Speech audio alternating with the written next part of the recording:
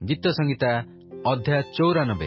हे सदाप्रभु प्रतिफलदाता परमेश्वर, हे प्रतिफलदाता परमेश्वर, तुम्भे प्रकाशमान हुओ। हे पृथ्वीर विचारकर्ता, उठ, अहंकारी मानंकु सेमानंक कर्मानुसारे प्रतिफल दियो। हे सदाप्रभु दुष्ट माने केते काल जयध्वनि करिवे, सेमाने केते काल अहंकार रे कथा उच्चारण करी कहिबे। अधर्माचारी समस्ते दर्प करंती। हे सदाप्रभु सेमाने तुम्भ लोकमानंकु चूर्ण करंती ओ तुम्भ अधिकारकु क्लेश दियंती। सेमाने विधवा ओ विदेशी की बध करंती ओ पितृहीन मानंकु हत्या करंती। पुणी सदाप्रभु देखिबे नाही, कियबा जाकुबर परमेश्वर विवेचना करिबे नाही, एहा सेमाने कहंती। हे लोकंक मध्यरे पशुवत लोके, तुम्भे माने विवेचना कर।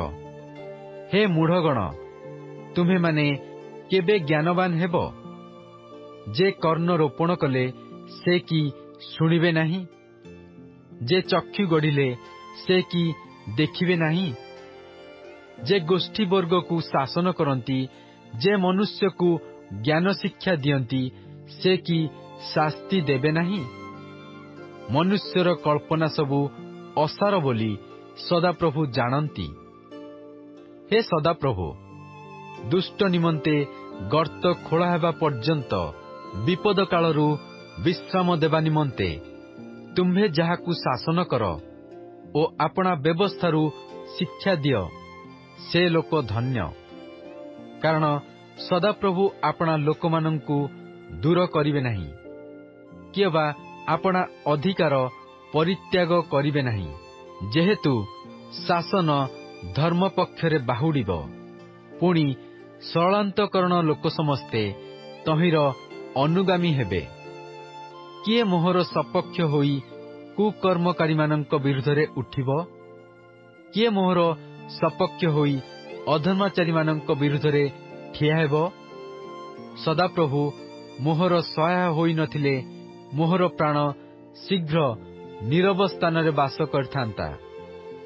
मोहर पाद खसी जाउछि बोली कहिला बेले, हे सदाप्रभु तुम्भर दया मते धरी रखिला। मो आंतरिक भावनार बाहुल्य समयरे तुम्भर सांत्वना सबु मो प्राण को आह्लादित करे। विधान द्वारा उपद्रव रचनाकारी दुष्टता रूप सिंहासनर की तुम्भ संगे संबंधता हेब? सेमाने धार्मिकर प्राण प्रतिकूल रे दलबद्ध हुअंती ओ निर्दोष रक्त को दोषी करंती। मात्र सदाप्रभु मोहर उच्च दुर्ग ओ मो परमेश्वर मोहर आश्रयशैल होई अछंती। पुणी से सेमानक निज अधर्म सेमानक उपरे वर्ताई अछंती, आउ सेमानक निज दुष्टतारे सेमानकु उच्छिन्न करिवे। सदाप्रभु आम्भमानक परमेश्वर सेमानकु उच्छिन्न करिवे।